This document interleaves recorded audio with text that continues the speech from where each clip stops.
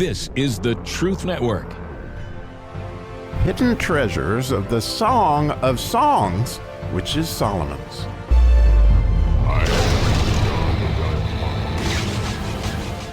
How fun. We get to dig into time again today. It's just exactly the right time. Jesus knows exactly when the right time is for love, as we find out here in the second chapter of the Song of Solomon. Verse 13 in English reads, "The fig tree putteth forth her green figs, and the vines with tender grape give a good smell. Arise, my love, my fair one, and come away." Like, oh my goodness. This verse, Jesus clearly is quoting it. I would think he would say in Matthew 24:32, you might recall, he said, "Now learn a parable. The fig tree, when his branch is yet tender and putteth forth leaves, yet you know summer is nigh."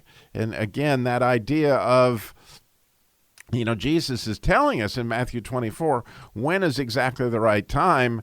And here he's asking his beloved very tenderly, by the way. And I would point out that this is the second time he says exactly the same thing. And in the way he says that, he's asking her to go take a walk in Hebrew, and he's asking her to walk with me. Very specifically, because there's a yud after the word walk, which means walk with me. And the idea, again, as he calls. But I think it's spectacular that he calls this second time after making a more compelling argument on that the time has come, that the time is exactly right. And by the way, he's not done asking, as we'll find out in future verses. But again, how patient he is. And that idea when he says arise, as we talked about the last time, it was exactly the same word he used before, which has that kuf in it, which is the second letter in the word statutes that we've been talking and studying. And the reason I mention that again is because it has to do with proximity. And proximity to Jesus is very much connected to both time and space. In other words, the distance you are from him, but the closer you get to Jesus, the closer you get to eternity. But it's interesting how many times that letter throughout the 119th Psalm is connected to time, how things are so connected. And so when Jesus says arise, it has to be exactly the same time. And it's really, really cool from my perspective that there's so much about the figs. This is another common biblical analogy that is made time and again, and usually has to do with Israel and has to do with fruitfulness.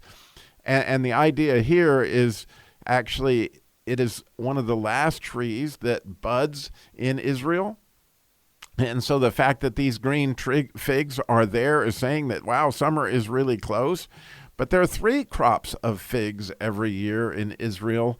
And the first crop produces these green figs that not many of them are good, and many have to be thrown away.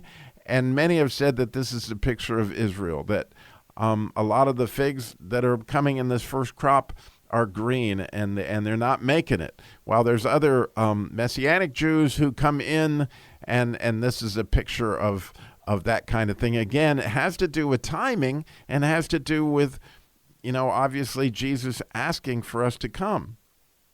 And then, he mentions the vines again, which, very clearly, there's much, much, much in the Bible about grapes and vines and being part of the vine and being connected to the vine. And of course, we know even when we take communion, we're doing this. But here, he makes reference to the smell once again. And so you can see that it's the whole book of the Song of Solomon seems to just go after all our senses of beauty, that something smells beautiful, that it looks beautiful, that it tastes beautiful. In other words, we're going after all the senses, and that's the beauty of what we're experiencing as we go through all these particular verses. But the thing I definitely want to come back to is the idea that he is saying once again, arise, my love, my fair one. In other words, he hasn't changed one iota from the first time he asked. He's still exactly saying the same thing. He's still calling us beautiful. He's not getting impatient. He's still calling us his love, even though this is the second time he asked. And then he wants to go take a walk. And you can't help but think of all those that walked with Jesus, and maybe you can think about with your own walk what that might look like, because when the exact right time has come, that's when Jesus shows up. And I mean, it's absolutely spectacular. So I wonder if you think about it in your own life, how did that work? And did he ask more than once? And what did that look like? Well, as I thought about that in my own life this morning, I remembered that it was actually in 1988 that my son ran away, and was the first time that I invoked the 5 Slamma-Jamma Cat's Pajama Prayer, which maybe you've heard me talk about that before, where I just simply ask God to come and then listen to whatever he has to say. And in that story, I had never really heard from God before, and clearly didn't understand the blood of Christ, and was not a Christian, but there I was hopelessly looking for my son. And it was in the middle of the night, like 1 o'clock in the morning. And I invoked that prayer, and I said, Jesus, tell me what's going on. And he came very clearly. It must have been time. The fig must have been on the bud. I don't know. But I know he showed up, and he said, it's going to be okay. I've got this. And within, 10, 15 minutes, my son came in the driveway, Leslie, and I got my first acknowledgement that he heard me, that he was with me, and that was so dear to me. My son was so precious, and I was as distraught as I can ever remember being that night. And then, unfortunately, I had to be called again. And again, there were several other incidences, where I used that same prayer over the next couple years, but it wouldn't be until the spring of 1991, literally 3 years later, that Dr. Norman Vincent Peale's series, The Power of Positive Thinking, would lead me into the Bible. And then over another season of finally, he got my attention to come walk. And I began to read, and eventually even became a believer, and then accepted him in my heart and all that. And once I did that, obviously had the opportunity to bear fruit, and things smell a lot better. So, I don't want anybody to miss the beauty of all that's going on in this. And I would finish with the passage in Isaiah 61 to show you what this looks like from a standpoint of, like, man, we got this coming. And so at the end of Isaiah 61, and for many of us, Isaiah 61 is a very precious, precious passage. Jesus quotes the beginning of it. He's come to bind up the brokenhearted and set the captives free, which is what he did for me, okay? He did bind up the brokenhearted, and he set the captives free, and he declared this is the year that Robbie's his favorite. I love that part of that, at the beginning.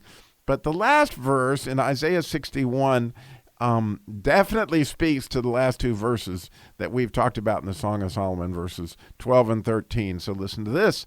Isaiah 61:11, for as the earth bringeth forth her bud, and as the garden causeth the things that are sown into to spring forth, so the Lord God will cause righteousness and praise to spring forth before all the nations.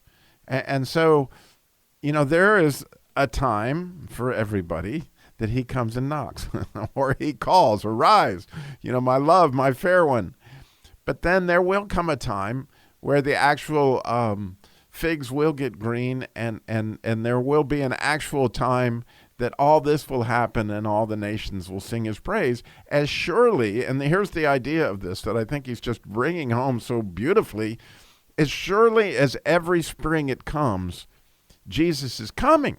And he's showing us a picture of that every spring to let us know, a reminder, I'm coming.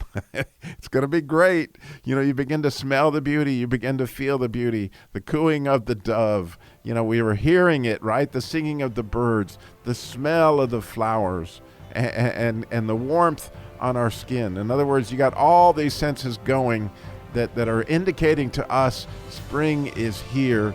Jesus is coming. Thanks for listening.